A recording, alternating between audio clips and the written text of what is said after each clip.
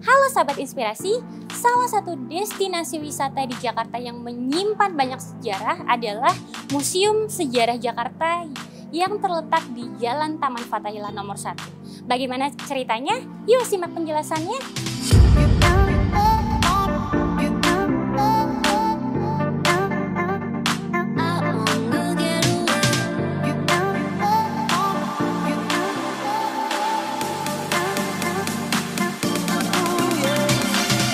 Museum ini ya awalnya dibangun pada tanggal 25 Januari tahun 1707 pada masa pemerintahan Gubernur Jenderal yang bernama Johan van Horn. Yang kemudian gedung ini diselesaikan pada tanggal 10 Juli tahun 1710 pada masa pemerintahan Gubernur Jenderal Abraham van Riebeeck. Seperti kita ketahui bahwa gedung ini dahulu digunakan sebagai kantor balai kota dan juga digunakan sebagai kantor pengadilan VOC di Batavia.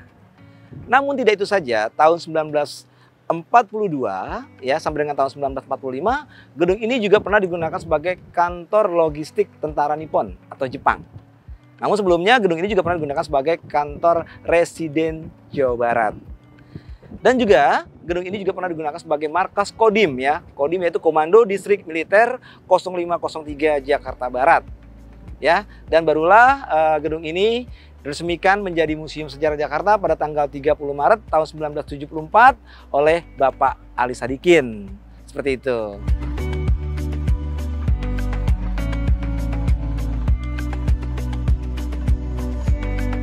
Gedung ini memiliki luas kurang lebih 13.588 meter persegi. Namun untuk gedungnya sendiri ada 1.300 meter persegi. Baik, kita sekarang berada di halaman depan nih ya. Nah, apa sih fungsi halaman depan ini? Nah, dulu pada masa VOC, halaman sebelah kiri ini dulu digunakan sebagai tempat hukuman gantung dan pancung. Ya, yang mana dulu Gubernur Jenderal juga para hakim memperhatikannya dari atas ini. Dan tidak itu saja, ya hukuman dulu selalu dipertontonkan untuk masyarakat Batavia. Dengan cara mengundangnya, nah di atas gedung kita itu ada sebuah kupola. Ya, itu di dalamnya ada sebuah lonceng besar. Dulu masyarakat Batavia menyebutnya sebagai lonceng kematian. Nah, itu dibunyikan sebagai tanda agar masyarakat Batavia berbondong-bondong untuk melihat jalannya hukuman mati di tempat ini. Ya, posisinya depan. Jadi, hukuman gantungnya di sini. Dulu ada panggung di sini dan tiang gantungan. Seperti itu. Mari untuk lebih lanjutnya kita masuk ke dalam.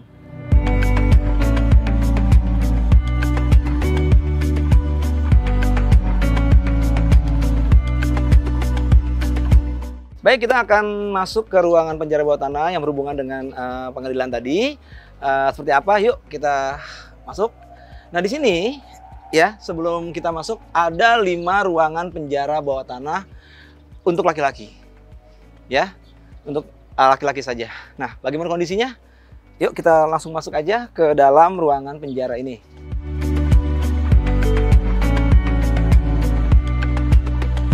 Nah, di sini ada 5 ya. Mohon maaf, ini 1, 2, 3, 4, 5. Nah, kita akan masuk salah satu ruangannya. Seperti apa?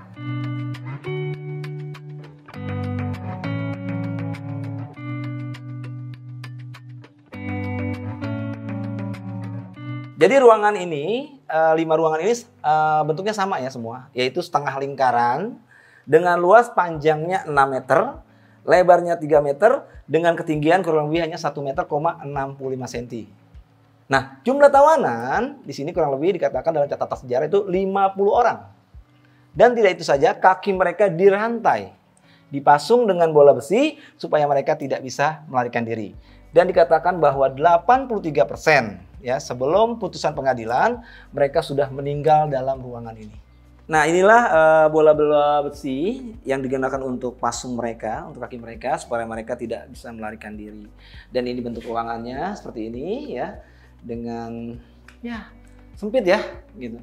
Dengan kapasitas 50 orang. Makanya mereka meninggal sebelum putusan pengadilan karena penyakit seperti itu.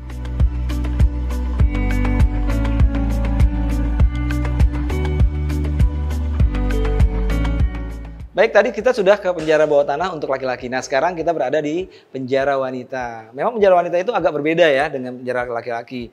Kalau penjara laki-laki memang adanya di luar atau taman belakang Museum Sejarah Jakarta. Nah, untuk penjara wanita berada di dalam, tetapi tidak seperti penjara laki-laki. Nah, inilah ruangan penjara wanita. Ya, ukurannya berapa? Ukurannya ini kurang lebih panjangnya 9 meter, lebarnya 7 meter dengan ketinggian kurang lebih 1 meter, 30 cm. Nah, bisa dibayangkan ya, lebih rendah dibandingkan penjara laki-laki.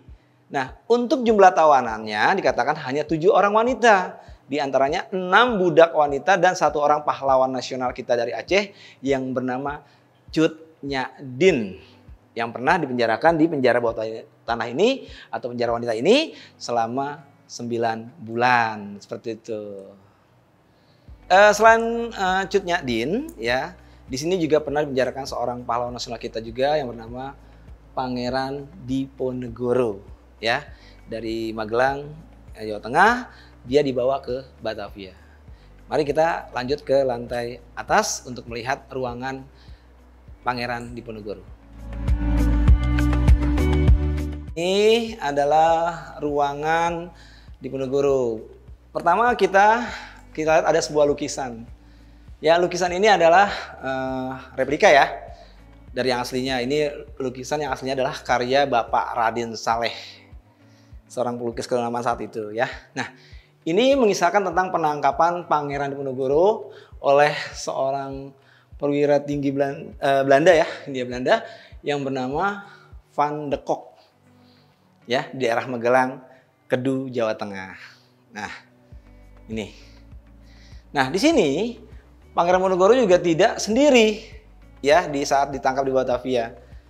Di sini juga dia dengan para pengikutnya. Di sini kita lihat ada silsilah atau daftar anggota keluarga dan pengikut Pangeran Diponegoro pada saat dibawa ke Batavia. Di sini kita lihat. Nah, ini dia.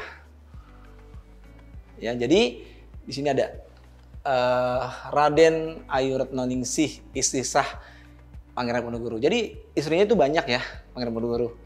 Ini adalah istri nomor 3 mungkin ya, karena di sini ada nomor 4, maaf. Di sini ada adik atau istri sah nomor 4. Jadi memang dulu kan raja-raja itu kan kenapa sih banyak istrinya? Karena sebagai untuk memperlihatkan kekuasaan seperti itu ya. Nah, ini ada pengikutnya. Nah, bagaimana sih bentuk kamarnya? Kita lihat di sini. Nah, di sini adalah kamar Pangeran Diponegoro pada saat dia ditawan di sini. Ya, tetapi ini replika semua, ya, bukan asli, tapi memang mirip dengan asli seperti itu ya. Terus ini ranjangnya, kemudian ini meja kerjanya. Di sini ada 2 buah surat, ya, replika juga. Ini dulu ditulis oleh Pangeran Diponegoro untuk adik perempuannya, tapi suratnya tidak pernah sampai. Dan di sini juga ada kandang burung ya. Karena kalau orang-orang raja dulu itu ada simbol-simbol kehidupan mereka, seperti ada mereka mau keris, kemudian istri, rumah gitu, dan peliharaannya adalah biasanya burung perkutut ya, seperti ini. Nah, di sini juga ada penjelasan tentang Kongres Muhammadiyah ke-20 dengan lambang atau profil Pangeran Diponegoro ya di Jogja pada tanggal 16 Mei tahun 1931. Jadi di sini ada Hayalal Falah, menuju kemenangan. Jadi sebagai bentuk mengenang perjuangan dari Pangeran Diponegoro ya, untuk menguatkan atau memotivasi Kongres Muhammadiyah ke-20 di Jogja, seperti itu ya. Dan tidak itu saja, seorang puisi ya, atau seorang sastrawan yang bernama Chairil Anwar juga membuat sebuah puisi tentang Diponegoro. Nah, di sini adalah karya dari seorang sastrawan ya yang bernama Chairil Anwar ya, yang berjudul Diponegoro. Nah, ini. Nah, kalau ini semua ini adalah literatur ataupun perjalanan ya, perjalanan dari semenjak lahir Pangeran Diponegoro sampai dia diangkat menjadi seorang pahlawan nasional. Jadi ini alurnya nih. Ya. Jadi dari lahir dia diangkat, dia dititipkan ke masih bayi ke pendiri keraton ya, sampai akhirnya dia diangkat menjadi seorang pahlawan nasional. Nah, ini dia di sini. Pengasingannya dan sebagainya. Ini ceritanya dari awal sampai akhir. Nah, yang ini adalah peta Perang Jawa tahun 1825 sampai dengan 1830. Ini dia Perang Jawa. Nah, pada Perang Jawa ini sangat dahsyat, sangat luar biasa. Ini sangat memotivasi kemerdekaan Indonesia. Kenapa? Karena pada Perang Jawa ini pihak Belanda itu mengalami kerugian yang sangat besar, walaupun hanya 5 tahun.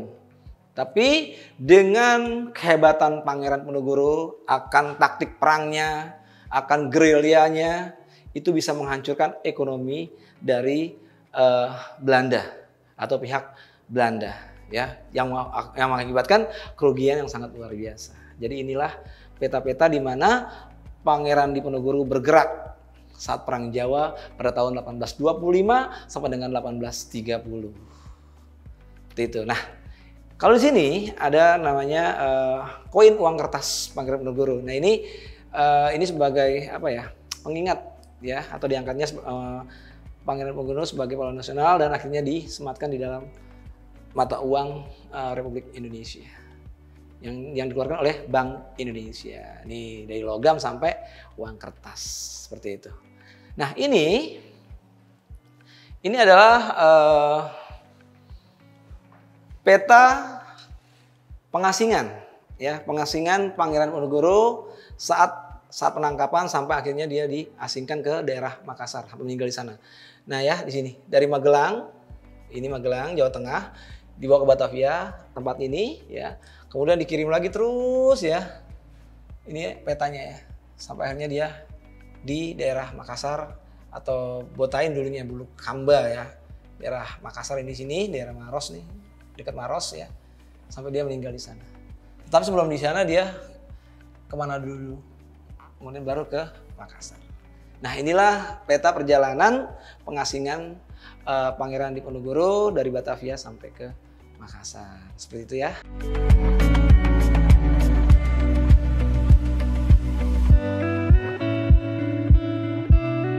Nah, ini adalah ruangan balkon ya. Jadi ruangan balkon ini di mana dulu digunakan oleh para hakim dan gubernur jenderal untuk melihat serta mengendalikan jalannya hukuman mati atau eksekusi hukuman mati di bawah sebelah kiri yang tadi awal kita jelaskan seperti itu ya. Nah, jadi di jendela-jendela inilah para gubernur jenderal dan para hakim menginformasikan dahulu kepada masyarakat siapa yang dihukum.